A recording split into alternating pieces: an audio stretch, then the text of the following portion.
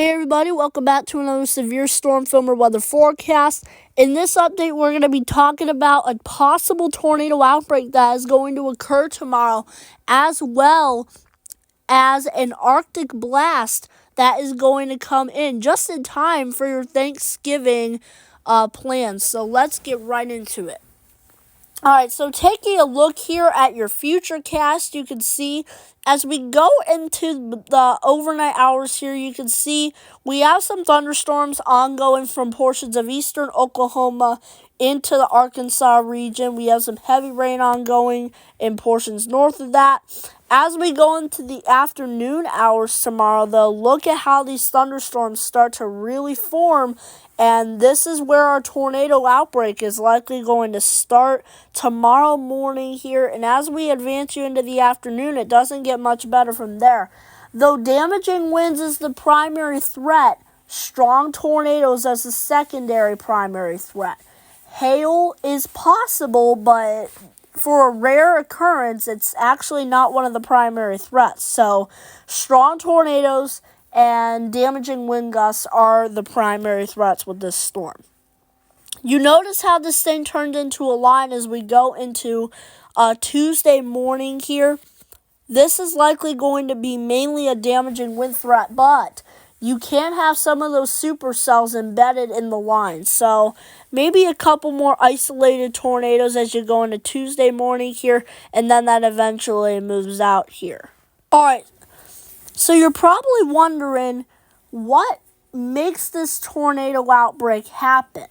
Well, one of the first things is look at how we have enhanced modest low-level jet here, a very enhanced low-level jet here. It's very strong going, it's coming out of the north and going towards the east here, and then it turns southwesterly. Notice that as we go into Monday evening and overnight here. This is likely the primary time frame from likely 8 p.m. to likely sometime around Tuesday morning here. That's likely the primary time frame where to see a strong tornado here, or to pop up in the ArkLaTex region here, or even the ArkLaMiss region right there. Mississippi is really a damaging wind area, but the tornado threat can't be ruled out from Mississippi either, as the enhanced risk is there as well. Alright, so taking a look at the dew points with the system here, this is the next thing to get a tornado outbreak or severe thunderstorm event going here. You can see as we go into the afternoon hours tomorrow, notice the warm air advection coming out of the Gulf of Mexico here with mid-60 to high 60 degree dew points, perhaps low 70 degree dew points here, getting into the offshore areas here. You can see that moves into southern Louisiana as we go into late Monday night here. This is likely also going to be another thing that fuels the tornado outbreak as we go through the overnight hours here. You can definitely see that transitions to the East Coast as we go into your Tuesday time frame. So likely another threat for tornadoes over here in Alabama and Georgia as we go through the day on Tuesday. Likely some isolated tornado with that. But I think the primary threats for the southeast and east coast will likely be damaging wind gusts, and really no more other concerns than really an isolated tornado with that. Alright, enough done talking about the severe weather now. I just wanted to say before we stop talking about it, stay weather aware tomorrow. Storm chasers are going to be out. Vince Welty, Brandon Kopic, I think so, and Corey. So there's going to be a lot of storm chasers out tomorrow. I get you not. So likely tune into them. And if you live in the ArkLaTex region or the ArkLaMiss region, please check the forecast hour by hour tomorrow. It is going to be very, very crucial for you to do that, especially if there's a lot of supercells ongoing and forming along a line. Alright, anyways, let's stop talking about the severe weather and let's move on to what's going on in the north with this storm system. Alright, so taking a look what happens up in the north with this storm system here, you can see lots of rain going from Missouri up into the Ohio Valley here. You can see that low pressure system clearly represented on your screen right here.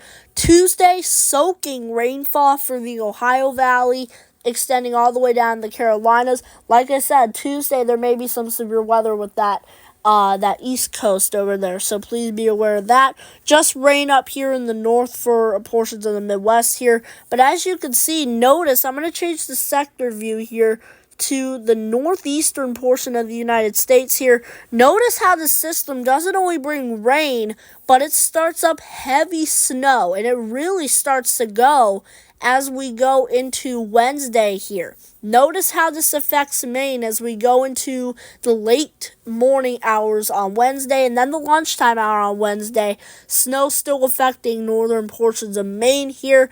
But what I also forgot to mention here is look at the isobars. Let me change you to the whole continental U.S. here. Look at the isobars with the system, how close together and packed together they are here. That definitely is indicating that we could have some very strong winds behind this low pressure here. You can see as this low pressure moves out, the isobars continue to stay kind of close to each other. Not as bad as we saw on the other model here, but look, as we go into the Tuesday with the rain, we're likely watching some gusty conditions from the Ohio Valley, and then drier conditions with gusty conditions all throughout the central and eastern portion of the United States. It's going to be a windy one around there on Tuesday here as this low goes up to the northeast and likely will exit the U.S. and not be a problem by Thursday here.